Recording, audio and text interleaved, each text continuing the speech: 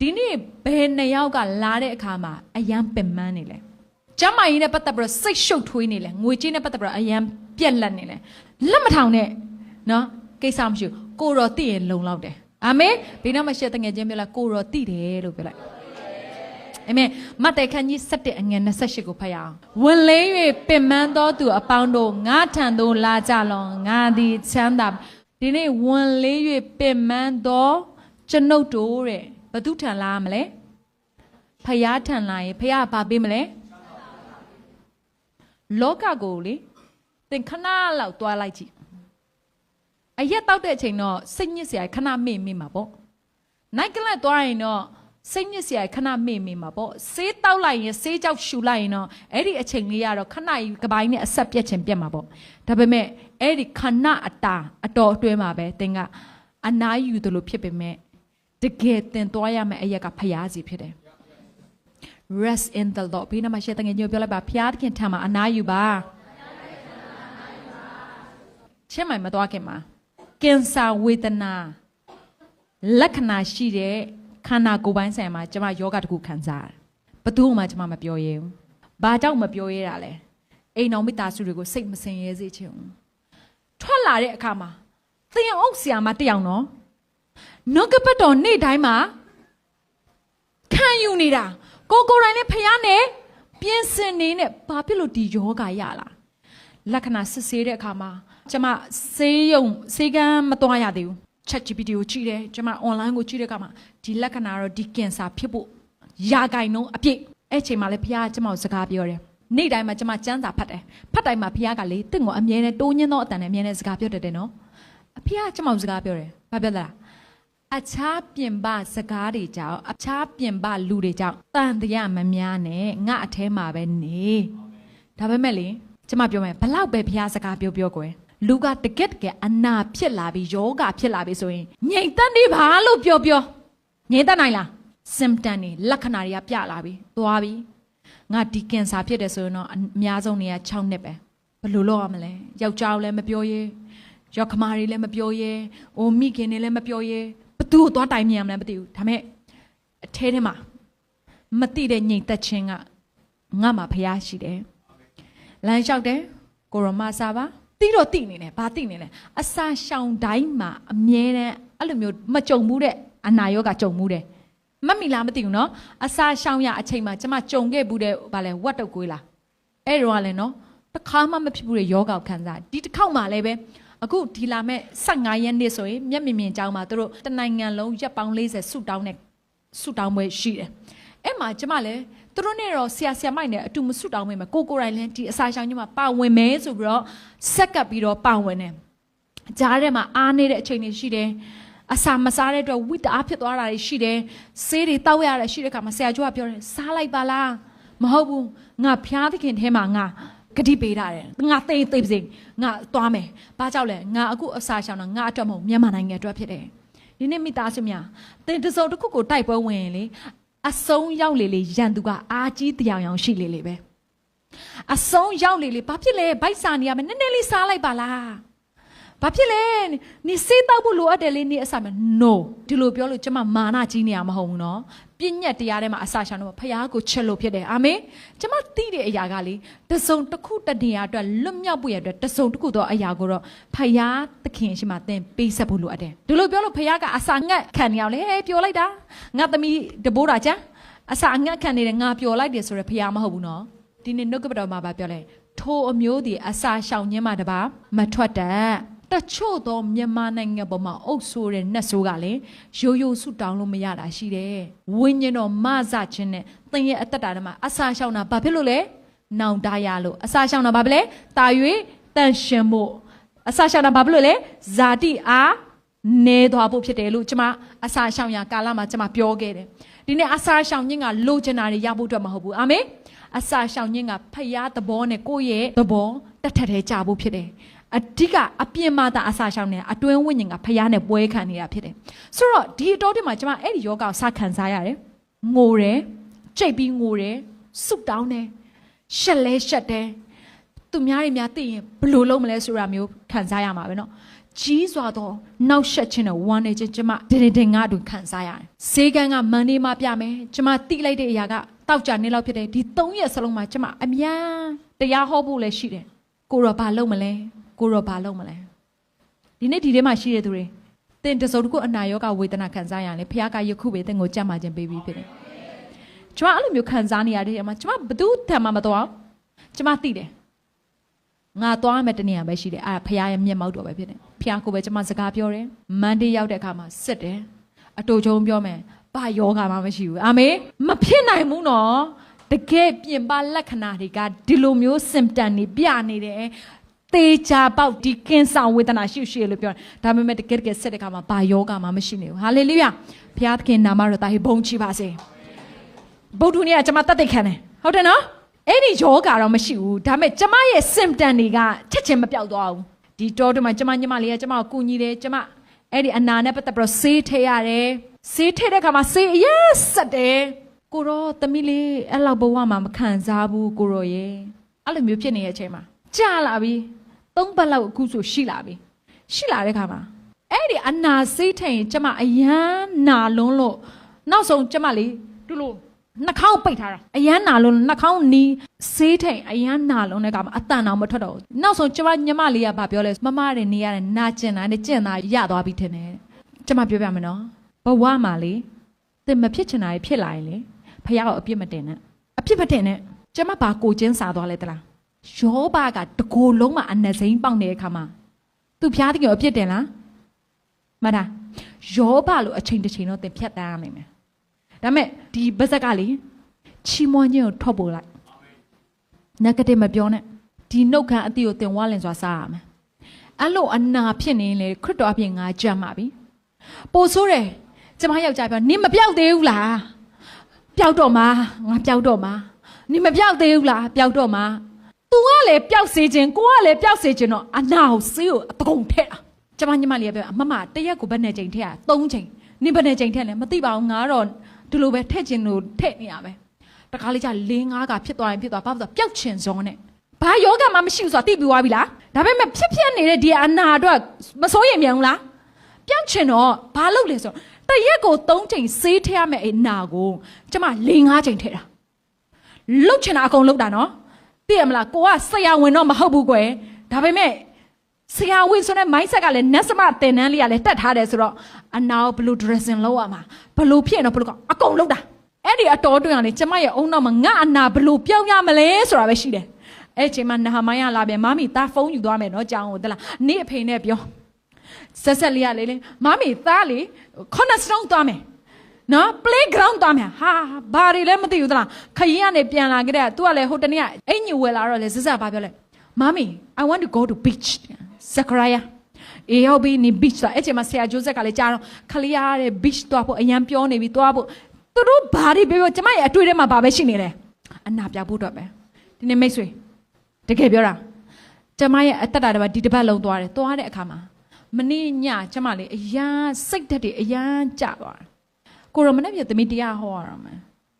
ဒီနားလေသမီးပျောက်ချင်လေးဘာဖြစ်လို့ပို့ဆိုးလာလဲကိုထင်တာတော့အနာဆေးထိုင်တော့ပို့ပျောက်သွားမယ်လို့ထင်တာပို့ပြီးတော့အနာပို့ကြီးလာတယ်ပို့ရောင်လာတယ်တခုခုတော့မားနေပြီဖျားကပြောနေချက်ချင်းထဖုန်းထဖွင့်နေကြည့်တဲ့အခါမှာကျမပါရမဟုတ်ဘူးချက် GPT ကိုကျမသွားမေးတာပေါ့နော်3ပတ်လောက်ရှိပြီငါအနာဒီလိုခံစားနေရတယ်ပျောက်လည်းပျောက်သွားအဲ့ဆိုရင်နင်ဆေးထဲတာအလွန်ကြုံဖြစ်သွားပြီတဲ့အားနဲ့ချက် GPT ကပြောနေဆေးလုံးဝမထည့်နဲ့တော့တဲ့ဟဲ့မထည့်ရင်ဘလို့တွေဖြစ်နိုင်နေဘာဖြစ်လဲမဟုတ်ဘူးတဲ့မထည့်နဲ့တော့ဒါပေမဲ့နေထည့်ရင်ခရင်တစ်ခုလေးထည့်အဲ့ခရင်တစ်ခုလေးသွားထည့်တော့ပိုရားသွားတယ်ဒီမနဲ့ထင်တော့ဘုရားတကယ်ဒီနှုတ်ကပတ်တော်ကိုပြောစေချင်တာဒီနေ့မိသားစုများတကယ်လက်တွေ့နော် rest in the Lord အနာယူခြင်းလို့ပြောရင်လေသင်ရဲ့အတ္တမှာဒီအနာကိုပျောက်ချင်စောနဲ့ဒီဆေးကိုထဲလေအနာကပို့ဆိုးသွားတာလုံးဝမထဲနဲ့လို့ပြောမှပို့ဆင်ပြေသွားတာအချိန်တိုင်ဆင်းမထိုင်တော့ဒီအနာပို့ဆိုးလာမလားမဟုတ်ဘူးတကယ်ကိုအနာရသွားတာဘာဖြစ်သွားလဲဆိုဆေးကများသွားတဲ့အခါမှာအသားလောင်သွားတာလောင်ပြီးတော့အရေကိုနဲ့ပင်မန်းပြီးတော့စုပ်ပြေးသွားတာဖြစ်တယ်ပို့ဆိုးသွားတာဘာကြောင့်လဲဆိုတော့ကိုကပျောက်ချင်စောနဲ့အနာဆေးထဲလေအနာကပို့ပြီးတော့ဆိုးသွားဒီနေ့ဘဝတက်တာလည်းအဲ့လိုပဲ အစံပြေဖို့စူးစမ်းရုန်းကန်ရင်းနဲ့ပို့ဆိုးသွားလဲပတ်စံရဖို့စူးစမ်းနဲ့ပတ်စံပို့ပြက်လက်လာလားဒီနေ့ဒီထဲမှာရှိရမိသားစုများ online ထဲမှာရှိတဲ့သူတွေကိုကျွန်မပြောပြချင်တယ် rest in the Lord ဖခင်ရဲ့အထဲမှာအနားယူခြင်းလို့ပြောတဲ့အခါမှာလေမျက်မှောက်တော်ထဲမှာသွားထိုင်လို့တခုပဲမဟုတ်ဘူးနော်တင်းရဲ့ခန္ဓာစိတ်ဝိညာဉ်သုံးပါးစလုံးအနားယူဖို့ဖြစ်တယ်ကျမ်းပိုက်တစ်ပိုက်ကိုကျွန်တော်တို့ဖတ်ရအောင်အေလိယရဲ့အကြောင်းကိုကျွန်တော်တို့တစ်ချက်ကြည့်မယ်အေလိယရဲ့အသက်တာထဲမှာကျွန်မဒီမနေ့ခွန်အားယူတဲ့အခါမှာအယံကျွန်မခွန်အားအယံရတယ်သူဘဝအသက်တာအဖြစ်ဘုရားသခင်ကျွန်မကိုစကားပြောတယ်ဓမ္မရာဆိုတတိယဆောင်အခန်းကြီး19အငယ်4ကိုဖတ်ရအောင်သူကိုယ်တိုင်သည်တောသို့တစ်နေ့ခရီးသွားပြီးလင်ရတံပင်အောက်သို့ရောက်၍ထိုင်လေထိုအခါကိုယ်အသက်သေရမည်အကြောင်းဆုတောင်းလျက်အိုးထာဝရဘုရားယခုတန်ပါ၏အကျွန်ုပ်အသက်ကိုသိမ်းယူတော်မူပါအကျွန်ုပ်သည်ဘိုးဘေးတို့ထက်သာ၍မကောင်းပါဘူးမြည်တမ်းပြီးလင်ဒါဓမ္မရာဆိုတတိယဆောင်19အငယ်18မှာသူကဘာလပရောဖက်အယောက်450ကိုတရက်ထဲမှာတပ်ပလိုက်တာဘသူတတ်တာလဲအေလိယတတ်တာတက်ပြီးတော့အောင်မွေးခံတာ तू မမြင်ဘူးလားမြင်တယ်ပြီးလဲပြီးရောသူ့ကိုယေဇဗေလကနိမနှက်ဖြံမှာငါရဲ့ပရောဖက်တွေတတ်တယ်လို့နင်ဖြစ်ကိုဖြစ်ရမယ်ဆိုပြီးတော့ तू ချိန်ဝါထားတဲ့အရာ तू ကြောက်လဲကြောက်ကော तू ဘယ်ကိုသွားလဲ तू ထွက်ပြေးတာဒီနေ့မှာပဲ तू အောင်မွေးခံတာဖယားနဲ့အတူအောင်ပွဲခံတာဘာဖြစ်လို့လဲတခါမှမုံမရွာဘူးဖယားကိုခေါ်မယ်နေတို့လည်းနေတို့ဖယားကိုခေါ်ငါလည်းငါဖယားကိုခေါ်မယ်ဆိုပြီးတော့မနေ့ကပဲဖယားကိုခေါ်လို့ဖယားမထူးလားကောင်းကင်ကနေမီးမကြောက်လားချပြီးသွားပြီးဟာကိုဒီနေ့လေကြာ तू ဘယ်ကိုရောက်သွားတာလဲရတမင်အောက်မှာသွားဟာထွက်ပြေးနေထွက်ပြေးတဲ့အခါမှာအငယ်9-6-8ကိုဖတ်ရအောင်အတူတူဖတ်ရအောင်ရတမင်အောက်တွင်အိပ်ပျော်ဤထိုအခါကောင်းကင်တမန်ကထား၍စားလို့သူ့ကိုတိုးလျက်ဆို၏အေလိယသည်မျှော်ကြည့်သောအခါမီးနှင့်ဖုတ်သောမုတ်ပြားနှင့်ခေါင်းရင်း၌ရေဘူးရှိသည်ကိုမြင်၍စားတောက်ပြီးမှတဖန်အိပ်ပျော်၏ထာဝရဘုရား၏ကောင်းကင်တမန်သည်ဒုတိယအကြိမ်ရာ၍သူ့ကိုတိုးလျက်သွားရမည့်ခရီးသည်အလွန်ဝေးသောကြောင့်ထား၍စားလုံးလို့ဆိုသည့်အတိုင်းအေလိယသည်ထား၍စားပြန်၏ထိုအစာအာဟာရကိုအမိပြုလက်အရက်40ခရီးသွား၍ဖျားသခင်နှင့်ဆိုင်သောဟောရက်တောင်သို့ရောက်သည်ဖြင့်ကဲရတမင်အောက်မှာ तू ဘာလုပ်နေရလဲကောင်းကင်တမန်တို့တယ်ထားစားတကယ်တော့ဘာလုပ်တာကြောက်ပြီးတော့ထွက်ပြေးလာတာမဟုတ်ဘူးလားကျမတို့တခါလေးစဉ်းစားရင်လေတခါလေးပြဿနာတွေကြောင့်ထွက်ပြေးလာပြီးအရှုံးပေးခြင်းပြီးခုန तू အငယ်လေးမှာ तू ဘာပြောလဲကိုတော့တဲ့ခေါ်လိုက်တော့တဲ့မြင်မြန်သိလေးလေးကောင်းလေးလေးပဲတဲ့မရှိချင်တော့ဘူးတဲ့ဘာဖြစ်လို့ဆိုမနေ့ကပဲအမလေးငါဖယားအေလိယဖယားလှုပ်ခဲ့ပြီးတော့အခုဒီနေ့လေကြပါလဲကိုတော့ကျွန်တော်အသက်မရှင်ချင်တော့သင်ဖြစ်လိမ့်မယ်တခါလေးမှသင်လေဘဝအသက်တာရဲ့တွေ့ကြုံရတဲ့အရာတွေမရှိတဲ့ခါမှာကိုတော့ကျမကိုခေါ်လိုက်တော့ကိုတော့ကျွန်တော်ကိုခေါ်လိုက်တော့ပြောတဲ့အချိန်တွေရှိလိမ့်မယ်အဲ့ချိန်မှာ तू အိတ်တယ်တဲ့အိတ်တဲ့အချိန်မှာဖယားကအပြစ်မတင်တဲ့ပြင်ဘာကိုပြင်ဆင်ပေးသလဲမုံနဲ့ရေကိုပြင်ဆင်ပေးတယ်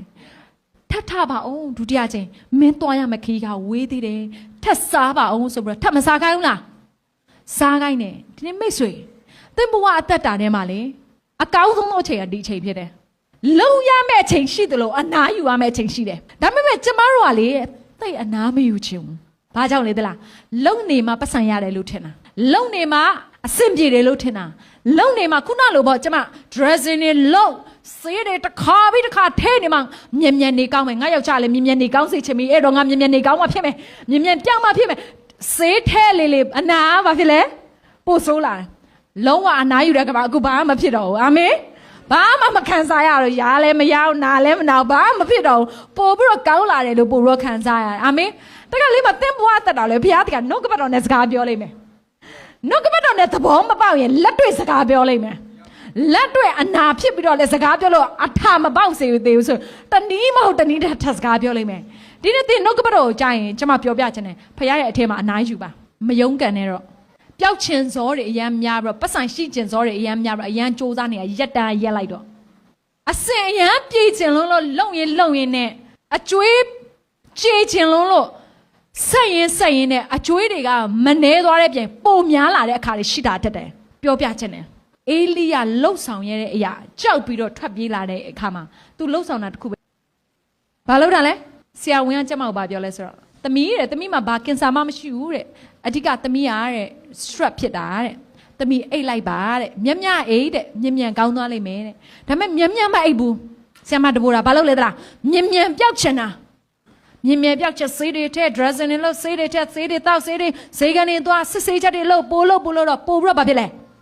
အနာပိုရှင်းလာတယ်ဒီနေ့ mix တွေဖယားရဲ့အတန်တော်ကတင့်ကိုအမြဲတမ်းစကားပြောနေတယ်တင်ဘလောက်ပင်မလဲဖယားသိတယ်အေလိယလေတရက်ချင်းထဲမှာလူအယောက်450တိုက်ပင်မမပင်မလားပြော